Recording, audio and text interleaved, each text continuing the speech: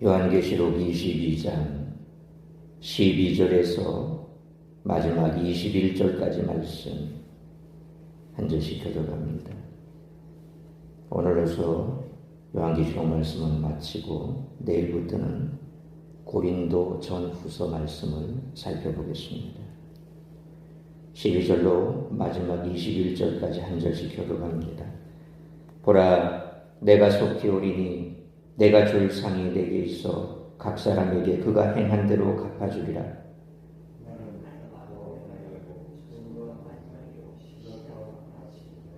자기 두루마기를 빠는 자들은 복이 있으니 이는 그들이 생명나무에 나아가며 문들을 통하여 성에 들어갈 권세를 받으려 함이로다.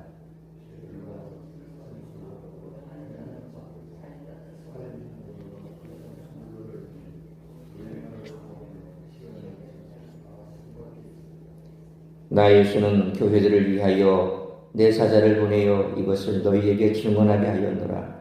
나는 다윗의 뿌리요 자손이니 곧 광명한 새벽별이라 하시더라.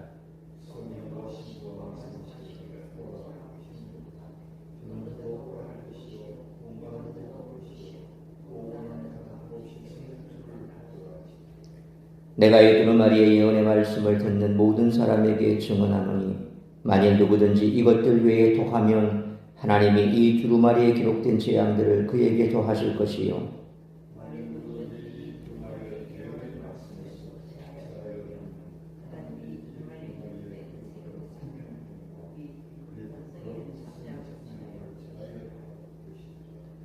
이것들을 증언하신 이가 이르시되 내가 진실로 속히 오리라 하시거늘 아멘. 주 예수여 오시옵소서. 주 예수의 은혜가 모든 자들에게 있을지어다. 아멘. 아멘. 각 사람의 행위대로 심판받는다는 것은 요한계시록뿐만 아니라 신약 성경의 중요한 신학입니다. 20장 13절 말씀처럼 최후의 심판에서 각 사람은 자신의 행위대로 심판을 받을 것입니다. 그리고 오늘 본문 12절 말씀처럼 예수님은 다시 오셔서 각 사람에게 행한 대로 상을 주실 것입니다. 마태복음 16장 27절 말씀처럼 예수님도 인자가 올 때 각 사람이 행한 대로 갚으실 것이라고 말씀하셨습니다. 우리가 천국에 가면 거기까지 상급이 있고 차등이 있냐? 제발 좀 천국 같은 경우에는 그런 게 없었으면 좋겠다라고 우리가 희망하죠. 그런데 세상을 보십시오. 상벌이 없는 세상 제대로 돌아가겠습니까? 아무 노력을 해도 상이 없고 아무리 잘못해도 벌이 없다. 상벌이 없다면 아마 이 지구상에 인류가 존재하지 못할 겁니다. 그런 과정 속에서 우리가 느끼는 사실 어떻게 보면 죄악 많은 인간들이 그걸 제대로 잘 활용을 하면 되는데 이것조차도 또 꼬여 있습니다.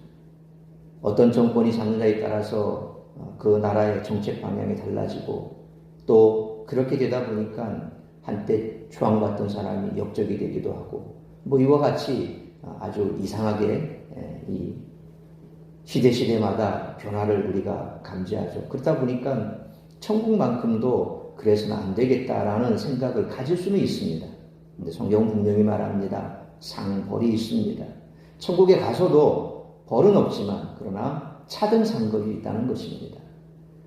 복음을 위해서 주님을 위해서 모진 고난과 박해를 견디며 신앙생활한 사람 혹은 목숨까지 버리면서 순교의 각오까지 하고 순교의 반열에 올라간 우리의 믿음의 선조들 혹은 이 동시대의 우리의 사람들 그런 사람들과 편안하게 그냥 예수 믿고 구원받았다는 그거 하나만 붙들고 살았던 사람 과연 그들이 똑같이 천국에서 대우를 받는다면 하는 생각을 해보면 우리 역시도 그건 아니지라는 생각이 들지 않습니까? 근데 분명한 것은 우리 생각이 그런 것이 아니라 성경에서도 분명히 말하고 있습니다. 예수님께서 말씀하셨지 않습니까? 각 사람이 행한 대로 상을 주겠다. 주님께서도 분명히 천국에 가서도 차등적으로 그들을 대하겠다라고 말씀하셨으니 우리가 꼭 상을 받기 위해서 애쓰는 것이 아니라 이 땅에서 그와 같은 상이 있기 때문에 이 땅의 삶도 절제할 수 있고 이 땅의 고난도 인내할 수 있고 어떤 경우에서도 믿음을 배반하지 않고 버리지 않는 그런 신앙의 삶을 살아야 하겠다라는 결단이 서게 될 것입니다. 로마서 2장 6절 말씀처럼 사도 바울 역시 하나님이 각 사람에게 행한 대로 갚아주실 것이라고 했습니다. 사도 베드로에 따르면 베드로전서 1장 17절 말씀처럼 하나님은 사람을 외모로 보시지 않고 각 사람의 행위대로 심판하신다고 했습니다. 따라서 성도들은 믿음의 열매인 행위에 따른 상급을 받을 것입니다. 한편 말씀을 더하는 죄와 빼는 죄는 매우 심각한 죄입니다. 말씀을 가감하지 말라는 요한계시록의 경고는 신약 성경과 성경 전체에 대한 경고로 볼 수도 있습니다. 하나님의 말씀인 성경은 그 자체로 충분하고 완벽합니다. 인간의 생각으로 무엇을 더할 필요도 뺄 필요도 없습니다. 성경의 말씀을 첨삭하는 방법은 두 가지입니다. 성경에 기록된 글귀 자체를 빼거나 더하는 것, 그리고 그 글귀는 그대로 두되 해석을 통해 그 의미를 교묘하게 변경하는 것입니다. 사실 성경에 기록된 그 내용, 그 글귀를 빼거나 더하는 것은 지금은 어렵습니다. 그런데 그 글귀대로 그대로 두지만 해석을 통해서 그 내용을 교묘하게 변경시키는 것은 오늘날도 얼마든지 가능하죠. 그게 뭡니까? 이단들이 하는 짓입니다. 성경의 말씀을 자기들이 편리한 대로 해석을 하고 자기들이 편리하는 내용만 뽑아서 핀셋으로 꼭꼭 집어 뽑듯이 그렇게 뽑아서 그걸 편집해서 자기의 교리에 맞게끔 그렇게 얘기하는 거죠. 그래서 그와 같은 이단들의 행태를 볼 때 분명 성경은 그것을 엄격하게 금하고 있음을 우리는 알아야 됩니다. 이 모든 것은 금지된 것이므로 성경을 대한 그리스도인은 기록된 말씀을 충실하게 읽고 해석해야 한다는 것입니다. 고린도전서와 요한계시록은 예수님의 재림을 고대하는 그런 바람으로 끝을 맺습니다. 마라나타는 예수님의 재림을 간절히 사모한 초대교인들의 바람을 반영한 표현입니다. 요한계시록의 끝에 이 표현이 등장하는 것은 의미심장합니다. 그렇다면 우리는 예수님의 재림을 진심으로 기대하고 있을까요? 예수님이 늦게 오시기를 내심 바라고 있지는 않을까요? 만약 그렇다면 예수님을 만날 준비가 되어 있지 않거나 천국보다 이 세상의 삶을 더 사모하기 때문일 것입니다. 그리스도인은 예수님이 언제 오시더라도 반갑게 맞이할 수 있도록 세상과 타협하지 않고 어린 양을 끝까지 따라야 할 줄로 믿습니다. 정의란 잘한 사람에게는 상을, 잘못한 사람에게는 벌을 주는 것이죠. 그러나 세상은 그러지 않는 경우가 더 많습니다. 주님은 하나님 나라를 완성하시면서 정의를 반드시 이루실 것입니다. 이러한 약속은 의인에게 소망이 됩니다. 따라서 이와 같은 오늘 본문의 말씀을 통해 우리들이 깨달아야 할 것은 첫째로 12절로 15절 말씀처럼 하나님은 행한 대로 보응하시는 분이시라는 것입니다. 요한은 12절 말씀처럼 그리스도께서 속히 오실 것과 각 사람에게 행한 대로 갚아주실 것이라는 음성을 들었습니다. 그런데 여기에서 상이라고 번역된 헬라어 미스토스는 긍정적인 의미만 내포하는 것은 아닙니다. 상은 삭시라고도 번역할 수 있는데 그것은 누구든 그들이 행한 일에 대한 정당한 보응을 말합니다. 그 보응은 의인에게는 보상으로 주어지겠지만 악인들에게는 형벌로 주어질 것입니다. 따라서 각 사람에게 그가 행한 대로 갚아주리라는 말씀은 상이 악인과 의인 모두에게 해당되는 것임을 분명하게 설명해 주는 것입니다. 이처럼 주님은 자신이 줄 상에 대해 언급하시면서 끝까지 믿음을 지켜 승리한 성도들에게 반드시 상으로 보답하실 것임을 약속하셨습니다. 그리고 13절 말씀처럼 그리스도께서는 자신을 알파와 오메가, 처음과 마지막, 시작과 마침으로 묘사하셨습니다. 이는 그리스도께서 창조주이시며 심판주가 되심을 의미합니다. 또한 이는 창조와 심판의 시작점만을 의미하는 것이 아니라 그분이 모든 역사의 주권자이심을 선포하는 것입니다.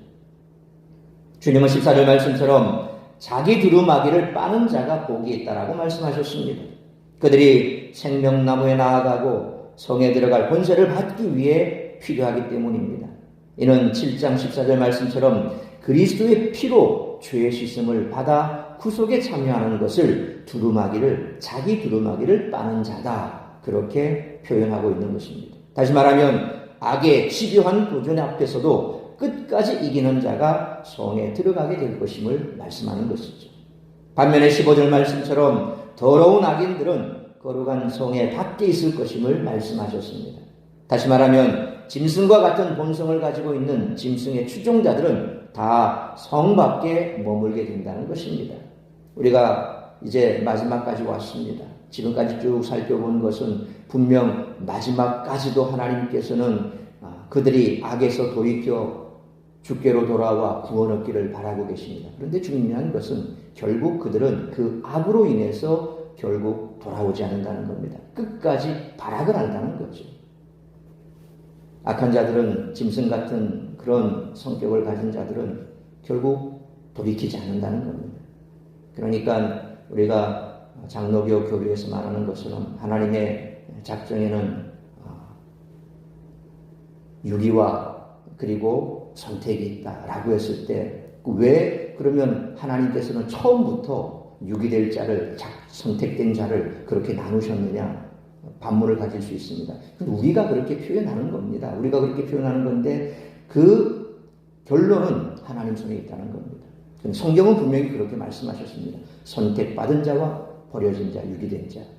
왜 유기됩니까? 그들은 그렇게 끝까지 유기된 자로 남을 수밖에 없는 그 자체의 성격들이 있더라는 겁니다. 악은 끝까지 악을 놓지 않습니다. 마지막까지도 발악을 합니다. 여러분 영화를 봐도 그렇지 않습니까? 악한 자들이 마지막에 돌이켜서 선한 사람으로 됩니까? 악인들은 끝까지 악을 어금니 꽉 깨물고 놓지 않습니다. 그리고 발악을 합니다. 결국 그 죄악은 참으로 비참하죠. 인간의 타락 이후에, 죄악이 들어오고 난 이후에 인간은 그렇게 모질게 변화되어 버렸습니다. 선택된 자들은 결국 돌이켜 회개를 하죠. 이게 바로 하나님의 작정입니다.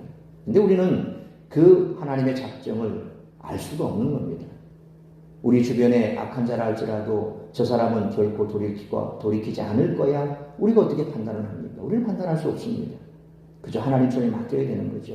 마지막 결론, 그 심판은 하나님 손에 있습니다.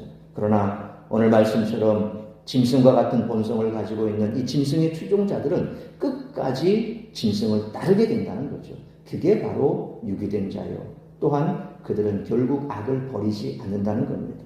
그러므로 하나님은 행한 대로 보응하시는 분이시므로 그리스도의 피로 죄 씻음을 받아 구속에 참여한 자가 되어 새 예루살렘에 들어갈 소망 속에서 언제나 거룩한 길로 행하는 우리 모두가 되시기를 축원합니다. 두 번째로 16절로 17절 말씀처럼 교회와 성도는 세상 속에서 승리의 복음을 전해야 한다는 것입니다. 16절 말씀처럼 예수님은 교회들을 위해 사자를 보내 요한계시록의 말씀을 증언하게 하셨습니다. 그리고 로마서 1장 3절 말씀처럼 자신을 다윗의 뿌리요, 민수기 24장 17절 말씀처럼 광명한 새벽별이라 그렇게 소개하셨습니다. 주님 자신을 그렇게 소개했는데 우리가 아는 정명석 JMS, 그는 자신을 새벽별이다, 그렇게 자신을 표현합니다. 그 새벽별이 지금 어디가 있습니까? 감옥에 갔다가 놓였다가 다시 고발을 당해서 지금 또다시 감옥에 갈 처지에 있습니다. 우리 주님께서 자신을 새벽별이다 라고 표현했는데 이걸 아주 회개망측한 그 정명석이라는 시대의 이 생마가 자기 자신을 그렇게 표현합니다. 정명석, 나는 새벽별이다. Jesus Morning Star. 자기 이름 JMS 이니셜을 따면 그렇거든요. JMS. 원래 JMS가 정명석의 이니셜이다라고 했는데 자꾸 이제 정명석에 대해서 문제가 생기고 또 그런 보도가 나오니까 이 JMS라는 게 바로 정명석을 말하는 게 아니냐. 그러니까 그들이 말을 바꿔버렸습니다. 아니다. JMS라는 말은 Jesus Morning Star. 바로 그걸 말하는 거다. 이렇게 바꿔버렸습니다. 근데 이 새벽별이 누굽니까? 정명석이라는 거죠. 인간이 얼마나 아주 교묘하고 그리고 이 추악합니까? 자신의 죄는 다 덮고 감추고 내가 뭐 이런 걸 했다. 나는 이런 사람이다. 그렇게 거짓말하고 다니는 그런 아주 짐승 같은 자들. 결국 짐승은 안 바뀝니다. 짐승은 짐승 그대로 남아서 심판을 받게 되는 거죠. 오늘날 이단들이 보면 하는 행태가 다 그렇지 않습니까? 뭐 이단이 바뀌어서 다시 이 정상적으로 됩니까? 잘 안 됩니다. 신천지에 빠졌던 사람들 다시 교화시키려니까 얼마나 어렵습니까? 이 머리에 한번 쇠뇌된 것들이 빠져나가는 데는 엄청 시간이 걸립니다. 들어가는 것은 스물스물 그냥 들어가죠. 근데 이게 자리 잡고 나면 이거 빼기가 어렵다는 겁니다. 악에 한번 들어가면, 악에 빠지게 되면 그만큼 바뀌기가 힘든 겁니다. 우리 주님께서는 이처럼 자신을 다윗의 뿌리요 광명한 새벽별이라 그렇게 소개하셨습니다. 바로 메시아를 의미하는 표현입니다. 말씀을 계시하신 주체가 하나님이 언약하신 메시아이심으로 그 말씀에 권위가 있음을 강조하신 것입니다. 또한 계시의 목적이 환난 속에서도 교회들이 소망을 잃지 말고 끝까지 믿음을 지켜 승리하도록 격려하는 것임을 강조합니다. 요한계시록은 두려움을 느끼게 하는 책이 아니라 그리스도께서 성도에게 주신 승리의 복음입니다. 그러니까 요한계시록 우리가 다 살펴봤지만 계시록에서 말씀하는 게 뭡니까? 끝까지 믿음을 붙들라는 겁니다. 너희가 순교의 각오까지 하면서 이 어린 양을 따르는 자가 될 때 새 예루살렘 성에 들어갈 것인데 그 새 예루살렘 성이 어떤 곳이냐?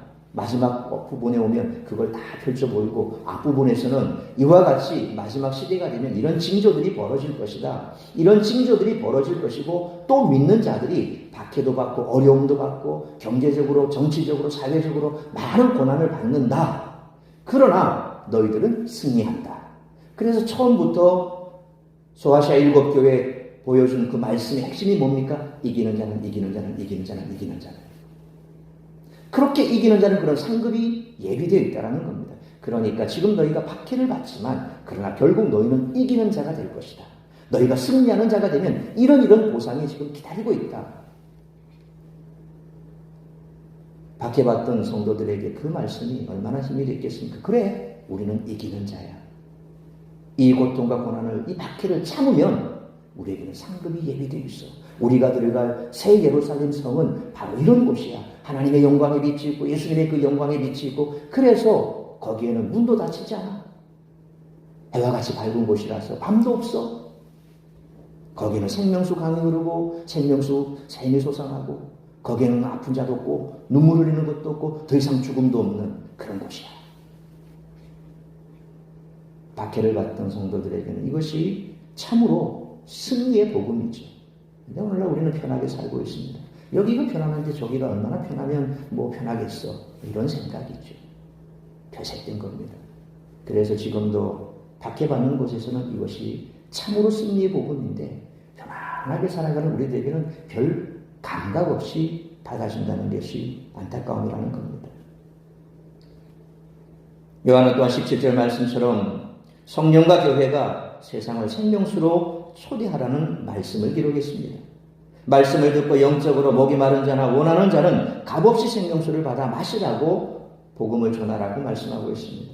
바로 우리가 해야 될 일은 그겁니다. 저 사람은 예수 믿어도 될 사람이고 저 사람은 예수 믿을 사람이고 저 사람은 예수 안 믿을 사람이고 우리가 판단할 일은 없는 겁니다. 하나님의 선택과 하나님의 유기, 그건 하나님의 몫입니다. 우리는 그저 전하는 겁니다. 복음을 전하면 그 복음을 듣고 구원받을 자는 구원을 받는다는 겁니다. 그래서 우리가 이 사람 저 사람 자꾸 우리 눈에 내 생각에 그걸로 잘라서 전할 사람 전하지 못할 사람 그렇게 선을 그어버리면 결국 그것은 하나님이 원하시는 뜻이 아니라는 것입니다. 그러므로 계시의 주체자인 그리스도의 뜻을 이루기 위해 교회와 성도는 이 승리의 복음을 전해야 하므로 세상 속에서 이 사명을 잘 감당하는 우리 교회와 우리 모두가 되시기를 축원합니다. 세 번째로 18절로 21절 말씀처럼 주님의 재림을 고대하며 말씀대로 지켜 준행하는 삶을 살아야 한다는 것입니다. 요한은 18절로 19절 말씀처럼 말씀의 권위에 도전하는 자들에게 경고했습니다. 누구든지 계시된 말씀 외에 더하면 하나님이 모든 재앙을 그에게 더하실 것이요 말씀을 빼면 생명책에서 제해버리시리라고 경고하십니다. 이는 그리스도의 계시를 가볍게 여기지 말고 주님 말씀 그대로 믿고 행해야 구원에 이를 수 있음을 의미합니다. 하나님의 말씀을 인간의 생각으로 제하거나 더하는 것은 하나님의 권위에 도전하는 죄로 사탄이 하는 일에 동참하는 셈이 되죠. 우리가 이것을 어렵게 생각할 필요는 없습니다. 말씀을 들었습니다. 그런데 그 말씀이 실제로 내 삶 속에서 내가 적용하자니까 조금 내 삶의 근간이 흔들릴 것 같고, 내가 그 말씀대로 지켜 준행하자니 내 삶의 라이프 스타일이 달라질 것 같고, 내가 이렇게 되면 손해볼 것 같고, 그래서 들었지만 그거 좋은 말씀이야. 그러나 내가 그걸 적용하기에는 오늘 이 시대가 내 삶이 그렇게 되면 불편해져. 그렇게 되면 내가 손해를 봐. 무시해버리는 겁니다. 이게 바로 말씀을 빼거나 더하는 거죠. 빼버리는 겁니다. 그렇게 하라고 했는데, 아니, 그건 오늘날 우리에겐 적용이 안 돼. 그거는 뭐, 과거에나 그랬지, 지금은 아니야. 빼버립니다. 빼는 자는 어떻게 된다 그랬습니까? 결국 그들도 생명책에서 빠지게 되는 겁니다. 무슨 말입니까? 내 편할식대로, 내 생각대로, 내가 복음을 가지고 내가 살아가면 결국 그는 진정한 그리스도인이 아니라는 거죠. 말씀을 들어서 내 삶에 지장이 오고 내 삶에 있어서 어려움이 오고 또 그것 때문에 손해를 본다 하더라도 말씀이 말씀하시니 그 말씀대로 내가 지키겠습니다. 이런 사람이 마지막 박해의 때도 견딜 수 있는 것이지. 계시록을 봤으면 우리가 뭐라고 그럽니까? 마지막이 되면 적당하게 타협하게 됩니다. 타협한다는 건 바로 그런 거죠. 내 생각대로 내 마음대로 말씀을 빼버리는 겁니다.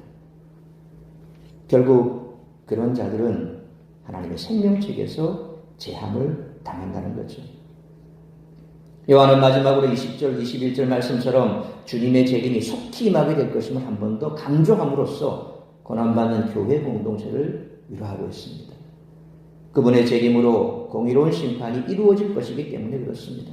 그래서 너희가 살아있을 동안 내가 다시 시험을 보게 될 것이다 라고 그렇게 사도 바울은 기록하고 있는데, 그 이후로 지금 벌써 2000년이 지났습니다. 그렇게 보면 사람들이 그럴 겁니다. 온다 오지도 않네. 뭐 언제 올까? 뭐 성경은 곧 온다고 얘기됐는데 안 오니 괜찮을 거야.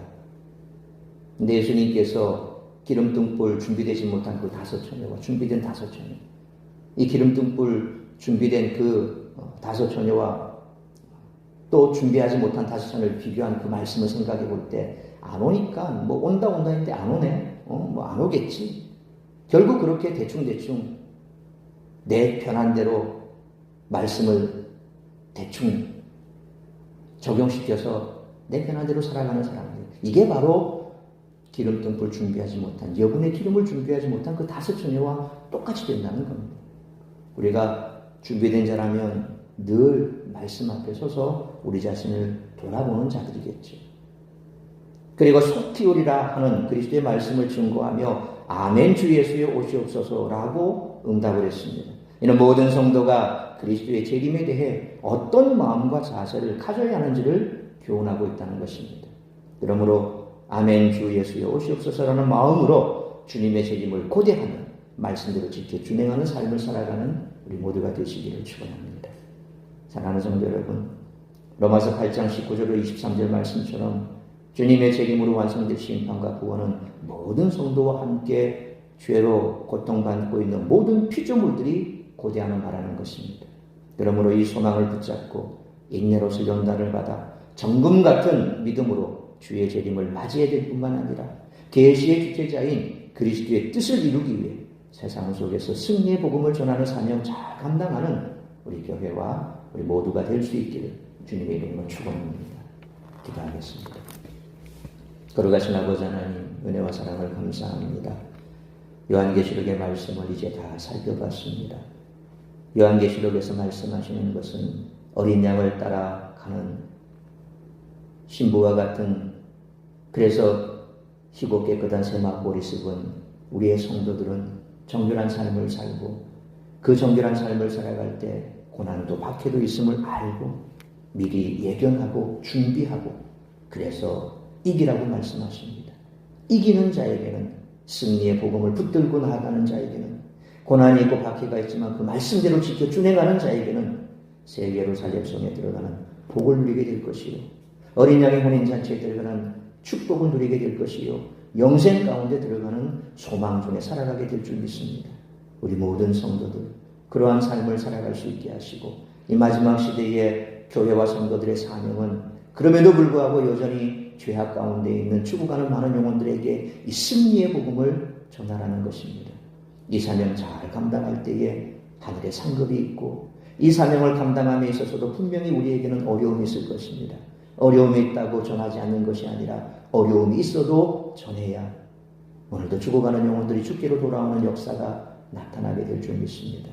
그러므로 우리가 주님 앞에서는 그날까지 이 구원의 복음, 승리의 복음을 잘 전함으로 우리를 통하여 영생 얻는 자가 있고 또한 그것이 우리의 상급이 되고 그로 말미암아 하나님 나라가 확장이 되며 더욱더 속히 주님 오시는 그날이 앞당기는 일에 앞장서는 우리 교회와 성도들 될 수 있도록 은총 베풀어 주옵소서.